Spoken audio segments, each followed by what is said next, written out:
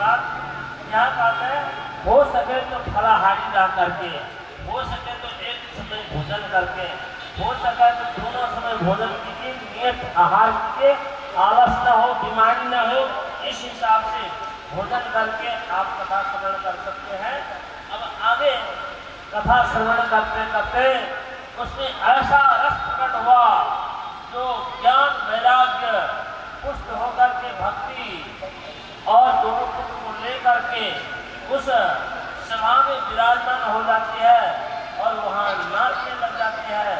श्री कृष्ण गोविंद हरे मुरारी, हे नाथ नारायण वासुदेव।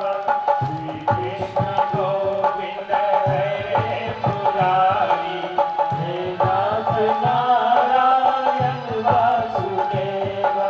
हे नाथ नारायण वासुदेव, हे नाथ नारायण वासुदेव। हे नाथ नारायण वासुदेव, हे नाथ नारायण वासुदेव। श्री कृष्ण गोविंद हरे मुरारी, हे नाथ नारायण वासुदेव।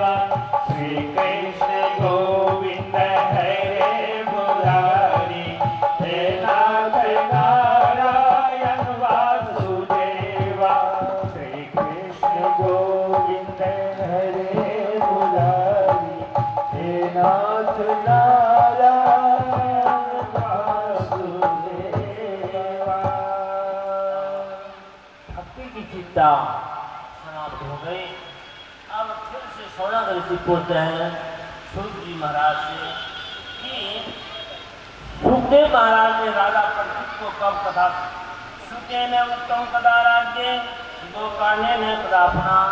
सुखदेव महाराज ने कब राजा परीक्षित को कथा सुनाए, गोकर्ण ने कब हितकारी कथा सुनाए, और सुरर्षि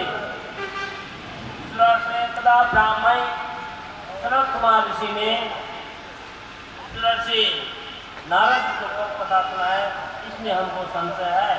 आप ये बताइए। और उनका समय सूत जी महाराज कहते हैं कृष्णानुगमा 63 वर्ष आदि कालो। कलयुग के 30 वर्ष के बाद कृष्ण भगवान के निर्गमन के बाद 30 वर्ष के बाद सुखदेव महाराज ने राजा परीक्षित को कथा सुनाए। और इसी प्रकार सनत कुमार ऋषि ने नारद जी को कथा सुनाते हैं। अब ये सारी वर्णन यहाँ पर बताया। अब अंतिम में आप लोग को निमंत्रण देते हैं श्रीमद् भागवत कथा। ये श्रीमद् भागवत जो पुराण है, आप लोग को सभी को निमंत्रण दे रहे हैं। आप निमंत्रण को ध्यान पूर्वक सुने। निमंत्रण क्या देते हैं? अंतिम श्लोक से असारे संसारे विषय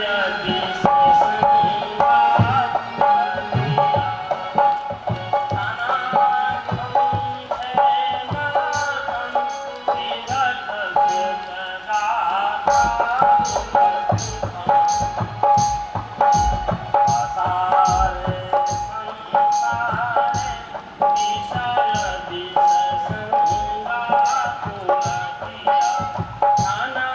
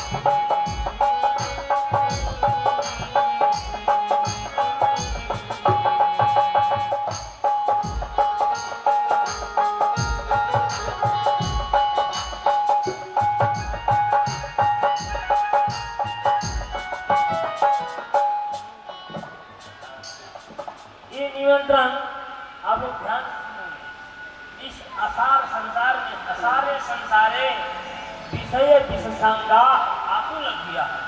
इस असार संसार में विषय के साथ संग होकर के हमारी बुद्धि आकुलित हो। विषय ये पंच विषय शब्द स्पर्श रूप रसगंध, ये कान अपने ही तरफ खींच रहा है, आंख अपने ही तरफ खींच रहा है विषय, नाक अपने तरफ, ये चर्म स्पर्श आदि से अपने तरफ, ये सब के द्वारा खींचा गया लूटा गया ये जीव। और ऐसे अवस्था में क्षण भर के लिए अपने कल्याण के लिए सुखदेव महाराज के द्वारा कही गई कथा को आप रसपान कीजिए। व्यर्थ में किमर्थम व्यर्थम भो ब्रजत उपथे कुत्सितथे कुमार्ग में क्यों जा रहे हैं। जो आप जीवन में जितना आपके आयु है उस आयु में आपने क्या किया, क्या करेंगे, इसका अलग बात है। ये 7 दिन में आप अपने जीवन को लगा करके एक ज्ञान रसपान आप जो करेंगे वही महत्वपूर्ण होगा। और इसमें राजा परीक्षित साक्षी है, जो सुखदेव महाराज से राजा परीक्षित ने श्रवण किया और सत्य मुक्ति को प्राप्त किया, अभय ज्ञान को प्राप्त किया, इसमें वो साक्षी है। अब हम यहाँ महात्मा कथा समाप्त हो गया है।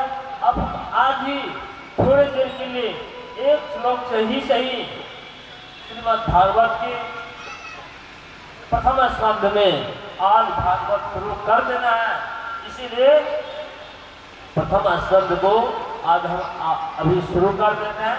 थोड़ी देर आप लोग एक और भजन सुनेंगे थोड़ा, उसके बाद हम जो बहुत गंभीर श्लोक है, इस श्लोक में संपूर्ण भागवत का सारांश आ जाता है। भगवान के स्वरूप के वर्णन है, इसमें आप लोग ध्यान पूर्वक सुनेंगे। ये सत्संग ही होगा, ये कथा नहीं है। अभी सत्संग आप लोग समझिए, हम सायंकाल सत्संग सुन रहे हैं। गुरु सतगुरु महाराज की जय हो, भक्त वत्सल भगवान की जय हो। जिसको जीवन में मिला सत्संग है, उसे हर घर आनंद ही आनंद है। जिसको जीवन में मिला सत्संग है, उसे हर घर आनंद ही आनंद है। जिसका हरि से जुड़ा संबंध है, उसे हर घर आनंद ही आनंद है। जिसका जीवन में मिला सत्संग है, उसे हर घर आनंद ही आनंद है। बड़े अच्छे भाव से हमारे ईश्वर जी आप सबों को दर्शा रहे हैं कि जिसके जीवन में यह सत्संग अगर मिल जाएगा तो उसका जीवन हाल से निहाल हो जाएगा, इस लोक से परलोक की प्राप्ति होगी। बड़ी अच्छे भाव से कर रहे हैं, आइए फिर श्रवण करें।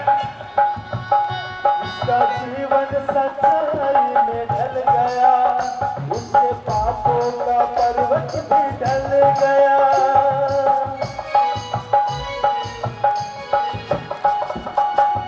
जिसका जीवन सच्चाई में ढल गया, उसका पापों का पर्वत भी ढल गया। उसके रोम रोम में बसे गोविंद है, उसे रोम रोम में बसे गोविंद है।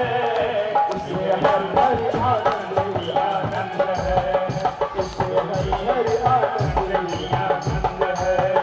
जिसको जीवन में मिला सत्संग है, उसे हर हर आनंद ही आनंद है, उसे हर हर आनंद ही आनंद है।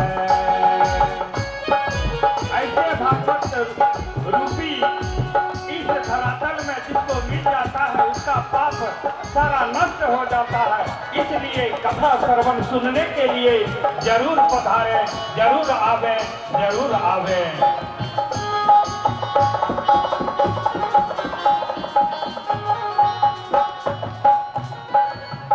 सूरदास मीरा कबीरा ने गाया, तुलसी नानक ने भी दर्शन